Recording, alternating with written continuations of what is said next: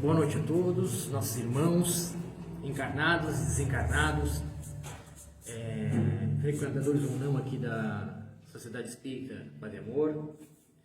Estamos aqui hoje para, mais uma vez, juntos, embora cada um na sua casa, pensarmos um pouquinho mais na mensagem que o nosso Mestre Jesus deixou.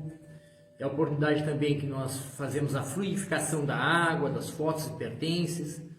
Da mesma forma que é feito aqui no centro, quando ele está em atividade, vocês podem fazer aí na casa de vocês. Pode pegar um reservatório de água, em temperatura natural, que não seja gelada, fotos, pertences, colocar à frente de vocês e mentalizar conosco durante essa exposição e as nossas orações aqui que faremos juntos. É com a permissão de Deus, nosso Pai, nosso Mestre Jesus, toda a espiritualidade amiga dos mentores da casa e sua equipe que nos apoiam e nos intuem para o trabalho da noite de hoje. Demos por aberto essa sessão com a graça de Deus.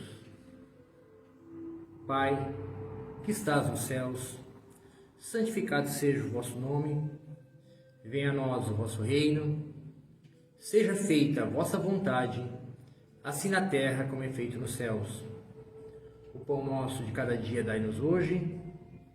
Perdoa, Senhor, as nossas dívidas, assim como devemos perdoar aqueles que nos devem. Mas não nos deixes cair em tentações, mas livra-nos de todos os males, que assim seja e assim será.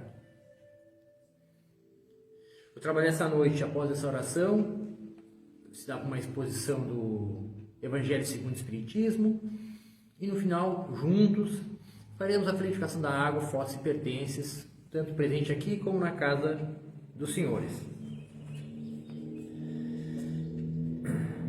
Como essas lives não têm uma sequência própria, né, nós adaptamos o tema ao que está ocorrendo na atualidade.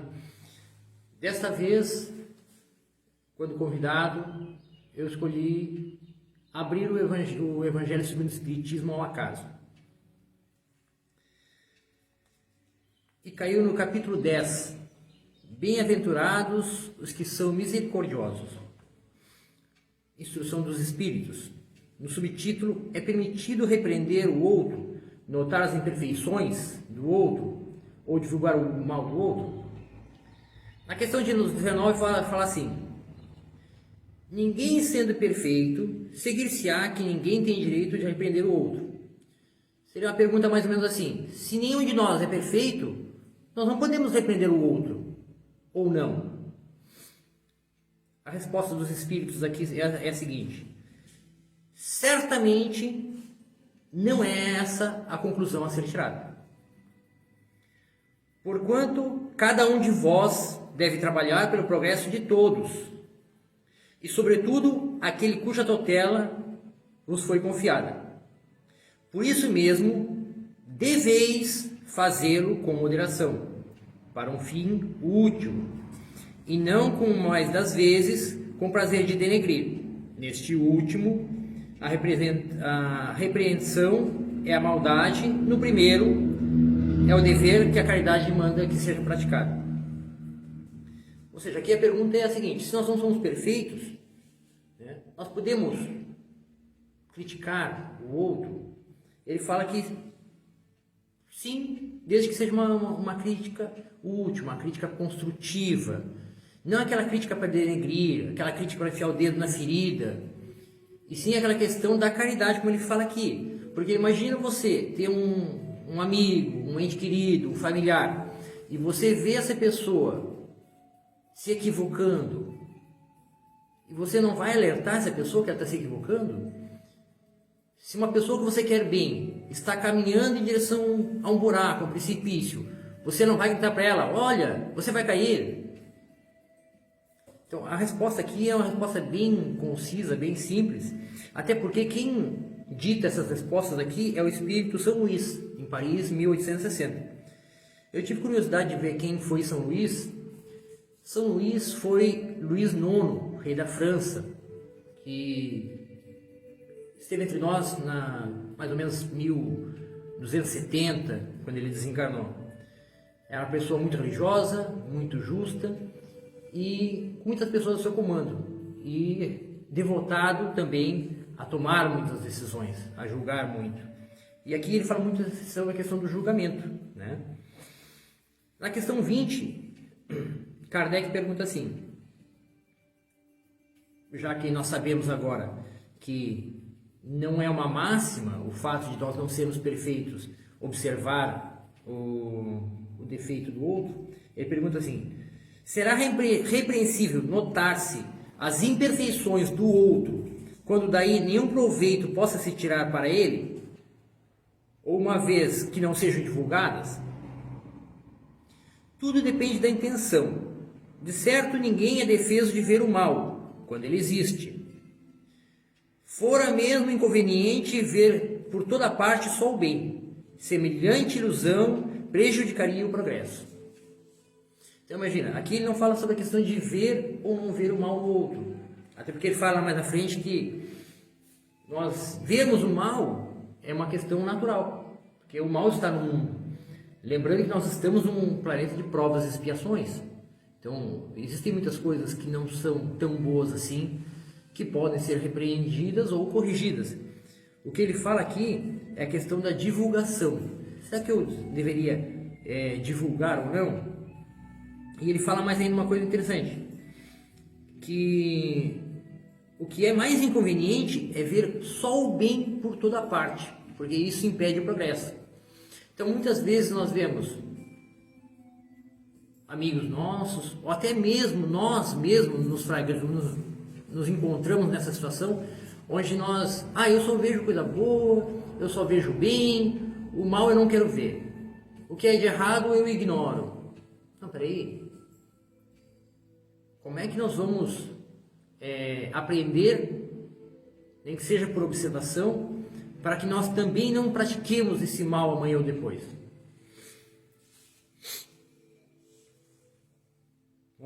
Dá-se inteiramente ao contrário quando estende-se sobre o mal um véu, para que o público não veja aquele que note o defeito do próximo.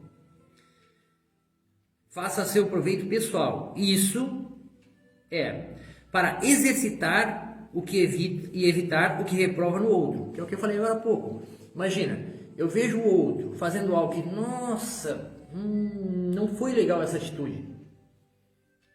Eu vou ter que pegar e falar assim, então, eu, Daniel, vou me esforçar ao máximo para também não praticar essa atitude.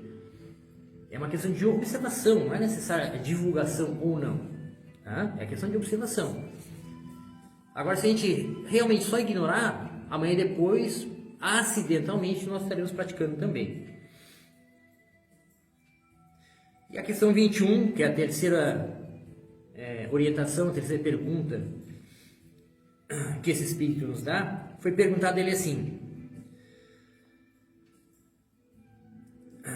haverá casos em que convenha que se desvende o mal do outro? Ou seja, existe alguma situação, uma situação que eu, observando o mal do outro, tenho a necessidade de tornar isso público, além de só observar para que eu também não o faça? Ele nos orienta assim: é muito delicada essa questão. Para resolvê-la, é necessário se tornar a apelar para a caridade bem compreendida. Se as imperfeições de uma pessoa só a ela prejudicam, nenhuma utilidade haverá em divulgá-las. Eu vejo um amigo, um colega, um irmão em falta, só ele vai se prejudicar. Não tem por que divulgar aquilo. Da mesma forma, alguém me vê em falta, não há por que divulgar. A pessoa pode chegar até a mim e dizer até para mim: Daniel, eu vi você fazendo tal atitude e não achei interessante, não achei bacana, e eu vou tomar aquilo como uma lição, mas não que seja divulgado. Isso é uma situação. Mas aí ele tem uma ressalva aqui bem interessante. Se, porém, podem acarretar prejuízos a terceiros, deve-se atender de preferência ao interesse do maior número, segundo as circunstâncias. Segundo as circunstâncias, desmascarar a hipocrisia e a mentira pode se constituir um dever, pois mais vale que caia um homem do que caiam muitos por ser suas vítimas. Em tal caso, deve-se pesar a soma das vantagens e inconvenientes. Então, imagina. Eu parei para pensar. Hoje em dia, nós temos a questão da opinião, da opiniocracia, né? Todos nós temos que dar opinião sobre algo. E isso é interessante. Antigamente nós não tínhamos essa liberdade. Só que opinião é aquilo que afeta somente a mim. Se eu gosto de arroz, ou se eu gosto de massa, é uma opinião que só cabe a mim, só afeta a mim. Agora, se eu acredito que vacinas não funcionam, e eu começo a divulgar essa informação, e começo a estimular as pessoas que elas não se vacinem, doenças vão retornar ao planeta, como já está acontecendo. Pessoas podem vir a falecer. Se eu divulgar uma mentira, quem é mais ou menos da minha idade deve se recordar, algum tempo atrás, se não me engano foi em 2002, 2004, quando começou essa onda das redes sociais, divulgaram uma foto de uma mulher que diziam que ela praticava feitiçaria, magia negra, que ela sequestrava crianças e sacrificava essas crianças. Alguém identificou essa mulher por aqueles rabiscos e disse: eu conheço, é fulana de tal, mora em tal lugar. Essa mulher foi tirada da sua casa, foi espancada e morta. E depois quem fez essa publicação disse: eu acho que eu me enganei. Imagina, olha o quanto peso tem, o quão perigoso é uma palavra, o quão perigoso é uma opinião. Tanto que a nossa própria legislação, a legislação do nosso país, que assim como a doutrina fala que além das leis de Deus nós temos que ter as leis do homem também, eles têm os crimes de opinião, né? Eu não posso caluniar ninguém, eu não posso denegrir ninguém. Então, assim, só para resumir aqui esses 3 pontos, se for afetar mais de alguém, vale a pena nós nos intrometermos, sempre com cuidado, com caridade, nunca com aquela intenção, eu peguei o outro na falta e vou enfiar o dedo na ferida. Não, questão de sempre pro progresso, sempre para melhorar. E assim, meus irmãos, eu peço a vocês que junto comigo, façamos agora a radiação da água, fotos pertences aqui presente na casa dos senhores, a frutificação desses pertences, e na sequência faremos a radiação, doando um pouco da nossa energia para as pessoas que tanto precisam. Pedimos aos espíritos que estão sempre atentos aos nossos pedidos, às nossas intenções, que fluidifiquem a água, as fotos e pertences que temos aqui, que os senhores têm nas casas dos senhores, de acordo com a necessidade e o merecimento de cada um, para que cada um obtenha o seu presente, o presente espiritual, o presente material, de acordo com a necessidade.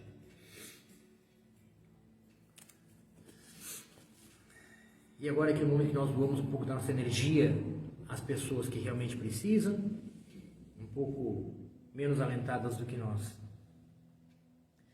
Contamos com a colaboração de todas as pessoas presentes para que juntos formemos uma cadeia de pensamentos, pedindo a Jesus, aos bons espíritos e ao mentor espiritual de nossa casa, Bezerra de Menezes, para que envie a todos os irmãos necessitados fluidos positivos de muita paz, harmonia e tranquilidade.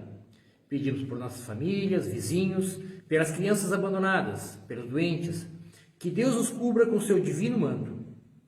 Também pedimos pelos irmãos que não residem mais neste mundo, que Deus Todo-Poderoso tenha misericórdia de todos eles, que os bons espíritos possam ajudá-los, socorrê-los e envolvê-los numa cadeia de preces e de luz, para que possam ir ao alcance da felicidade eterna. Que a paz do Senhor esteja junto desses irmãos que momentaneamente estão de nós separados. E para reforçar todos esses pedidos, faremos a oração a Bezerra de Menezes. Nós te rogamos, Pai, de infinita bondade e justiça, as graças de Jesus Cristo, através de Bezerra de Menezes e suas legiões de companheiros.